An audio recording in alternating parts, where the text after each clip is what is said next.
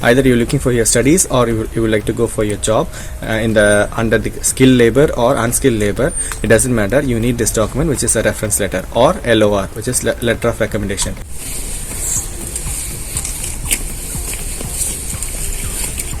Hello all, I'm Shiva here. This is the continuation of our video series. Kindly share to other students or friends who are all needy. My intention is just to share my knowledge. I'm not working for any consultant, so I will not recommend any travel agency or any other consultant or agents. This video is a continuation of our video series where I have given you the checklist of documents, what are the documents you need to prepare if you like to go for abroad education. Many queries are related about how to prepare the documents. So in this video we are going to see the details about the reference letter or LOR in detail. Some experts in your field has to give this document. They need to write it about you, good qualities and how well you are sustained in the field. So this is needed for you too. There is a difference between LOR and reference letter. Reference letter is a short format where they will write you all the good qualities in a abridged version, whereas letter of recommendation is written in a long format.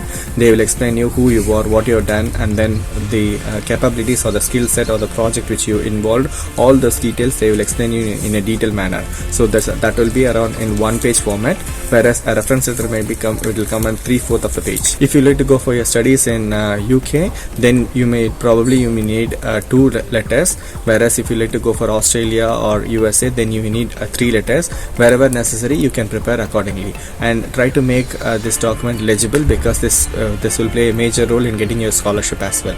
If you like to go for a job in any of the abroad countries, then you need to get your reference letter from your previous employer, so that will play a major role when you're negotiating your salary as well. For the colleges, it is not recommended, but it is a good practice that you can get at least one reference letter from the academic institution or from the workplace where you have acquired your skill set. Most probably you need to get this document from your higher official if you're a experienced graduate from the workplace, line manager or HR or even team lead. They can give this document.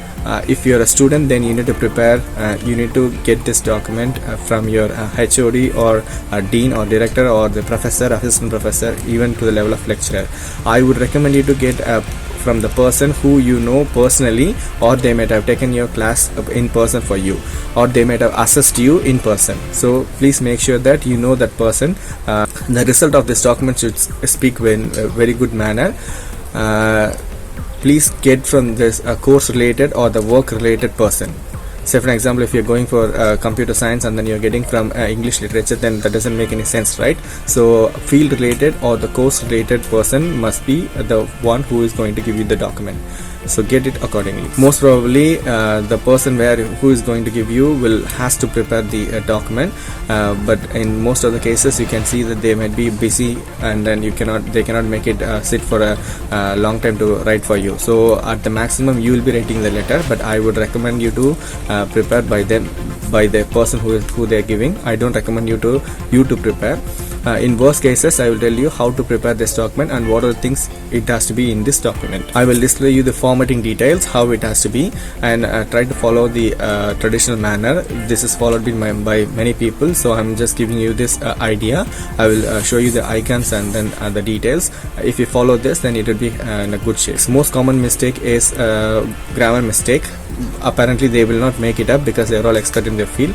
If you are preparing, then we cannot do anything. So try to avoid the grammatical mistake or spelling mistake. I would suggest you to include, if you have a full name, middle name and then last name. Try not to abridge your name, because that is the first starting point or connecting point for you for the application. If you're a student, then for the academic graduates, then you need to make sure that this letter has to be typed in the letter pad. The letter pad must have a seal, the university or the workplace seal, and it must have the complete contact details of your phone, of their phone number, email address, and everything. It has to be there.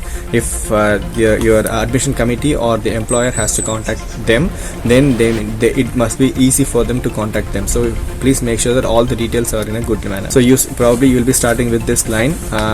This has been followed by many people and it is more generic, but doesn't matter. All the letters will start with this sentence, so you can also use the same. In the first paragraph, you need to introduce yourself, or the letter has to introduce yourself.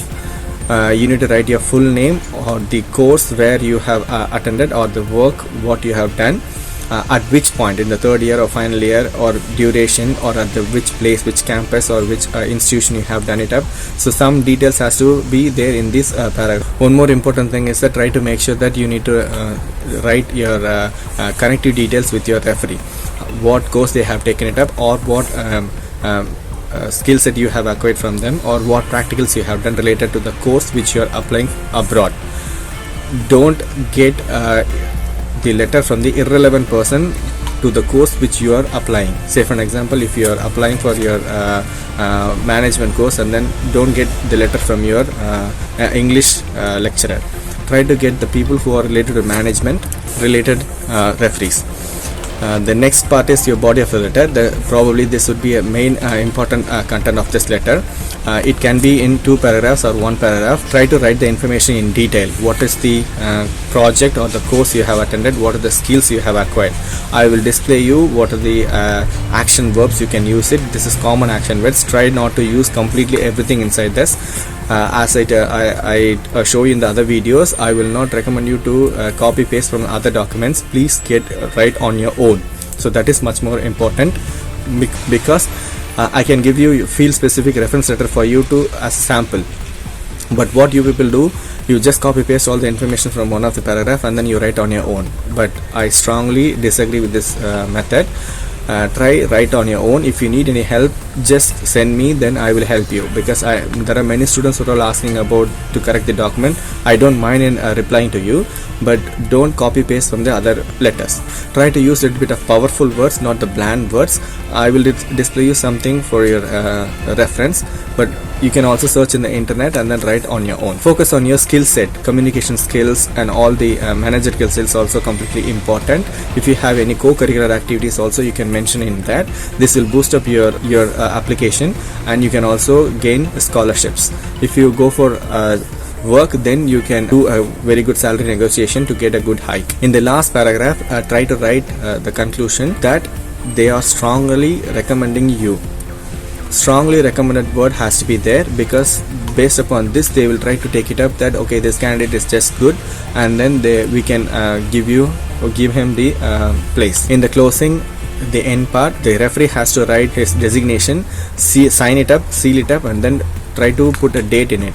Without sign, seal, date, and then a proper signature, handwritten signature, try not to get this document and then furnish to your admission committee or to the HR. If you like to go for a job, then most of the details which I have told you in this video is pretty much same.